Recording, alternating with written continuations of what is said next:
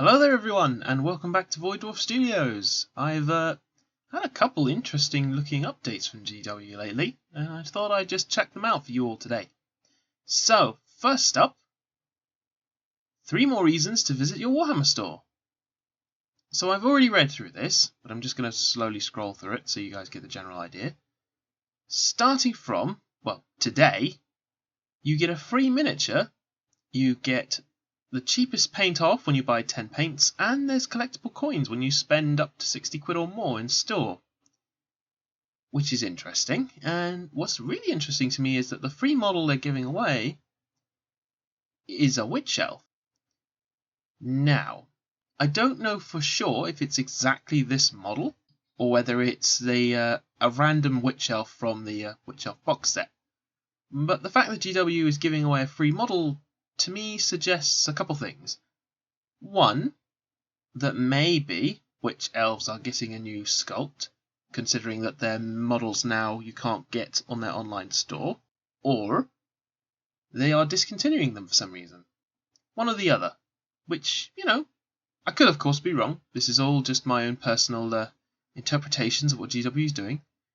But I'm not going to lie, I like a witch elf. Witch elf models are pretty awesome.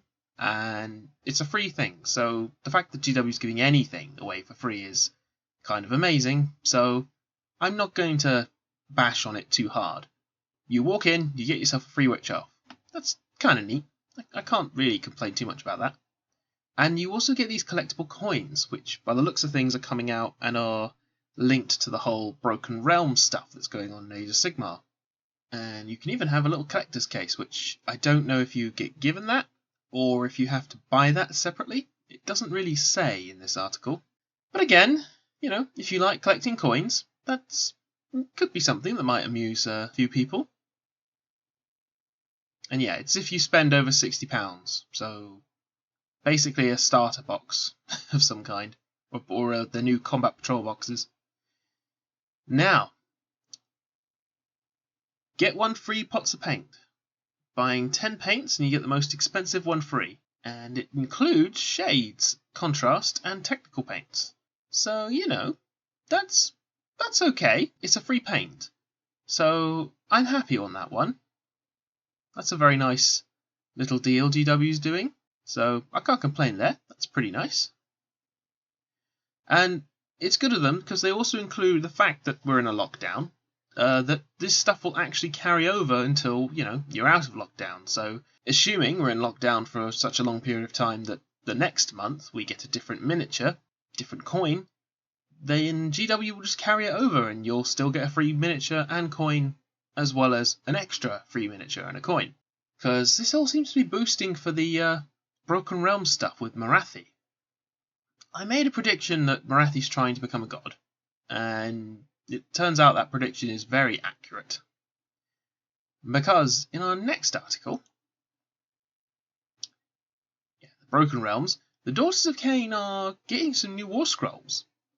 And is it just me, or are they really pushing the Harpies and Medusae? And there's very little mention of the Witch Elves themselves, which is interesting. It's part of the reason I think Witch Elves might be becoming a discontinued model for Age of Sigmar, or perhaps they will be in a different battle force of some kind. Perhaps the Witch Elves will split into different factions, because, I can't imagine that there'll be many Witch Elves that will be happy with Marathi for trying to obtain, godhood, and, infuriating the Witch Elves because, she's lied to them this whole time, pretending to be the voice of Cain, when, Cain's been dead for goodness knows how long. So, the new allegiance, the Xanatharkai, I'm going to assume that's how you say it, gives you bonuses to your Methuselah or your Harpies, the flying people and the snake people, including additions to bravery. You get an extra bravery. You can have, there's a new command ability for them. You can add 1 to their attack characteristics, so, that's nice. And looks like your Bloodrack Shrine, the Witch Elf thing with the Medusa on top, gives you some extra bonuses. So basically, you sacrifice a model near your Bloodrack Shrine, and it allows you to heal the shrine. So that's pretty handy. And if you sacrifice Methuselahs, they get 2 wounds healed instead of 1. And even Cities of Sigmar get an interesting new faction in the Mist Haven, a new city hidden within the realm of Shadow. And it looks like it's predominantly Dark Elves. And in addition, I'm pretty sure this is going to become a box set. I think there were hints that this is going to become a box set. Oh yeah, Stormcast gets some extra bits and bobs, including being able to have 1 in 4 units in your Stormkeep army be a City of Sigmar unit. So it works a bit like the Caradon Overlord, Karak Thragrim, I believe they're called, where they can have 1 in 4 unit be from a different Dwarven faction, which I think that's pretty neat. I'm pretty down with that. Just allows you to use the Cities of Sigmar in more ways. And your Deepkin apparently gets some extra buffs too. Specifically for the Achelian Leviathan, as well as the Eidolons of Mathlan and the Alopexes. I think that's how you pronounce that. In addition, if you roll a dice when your Achelian king gets wounded or mortally wounded, on a 2+, you can just allocate that wound to an Alopex model that's within 3 inches of you. And yeah, Chaos gets some bits and pieces too, by the looks of things. Right now, the only thing we know about is Khorne is getting a little extra buff, a lovely prayer. On a 3+, you can reroll hit rolls for attacks. That's pretty handy. As I said, there will be prayers coming in the next couple issues mentioned.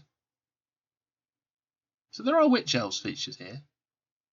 Maybe it's just me. Maybe they'll become a separate faction or something. It'd be a shame if they did get rid of those sculpts, because, I don't know, I just think the Witch Elves are kind of hilarious crazy, which, you know, crazy's always fun. And last, but by no means least, the Broken Realms, Marathi. Yeah, Marathi's trying to obtain godhood. And it looks like you can now use both her forms on the battlefield at the same time, which is pretty neat, due to her trying to become an incarnation of Cain.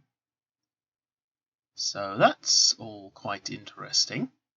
So you can use your monstrous Marathi to beat people over the head, as well as cast loads of spells. And she gives extra attack bonuses to your Harpies and Methuselah. Ooh, a buff for the Daughters of Cain. Oh, it just pick a Daughters of Cain unit. So not necessarily the Daughters of Cain themselves, just a Daughter of Cain unit. You get to... It allows you to shoot or fight out of phase, basically. So that's kind of handy. And yeah. Looks like they've also upped the stats somewhat. And they're going to be fiddling with things around a little bit. More updates for the Deepkin. Yeah, your Alopexes are getting more buffs again, including extra attack characteristics and the ability to extra pile in moves, which is handy. Adding to their save rolls, adding one to your hit rolls for any Namata that are nearby a Leviathan, that giant turtle thing.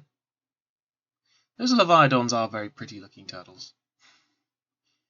I've never thought I'd consider a turtle to look actually dangerous, but that one manages to achieve it. So yeah, I just thought I'd give you all a quick update. Interesting things. My prediction? My prediction is that Marathi is going to try and become a god. That in the process of becoming a god, Slaanesh is going to get loose. Because I swear, whenever the elves try and do this kind of nonsense, or whenever they try and do crazy things, Slaanesh at some point or another gets involved. And it would kind of make sense, considering that Slaanesh is kind of Marathi's long-term enemy. And, well, yeah, Slaanesh is not particularly fond of the elves either. And any opportunity to screw them over, it would love to do so. That and the fact that we know Slaanesh's bonds that have been holding it in place have either been mostly broken or they're getting weaker all the time. So It's only a matter of time before Slaanesh breaks free and all kinds of funny stuff starts happening. But we will have to wait and see. In the meantime, I hope you're all having a fantastic weekend wherever you are. This is Void Dwarf Studios, signing off.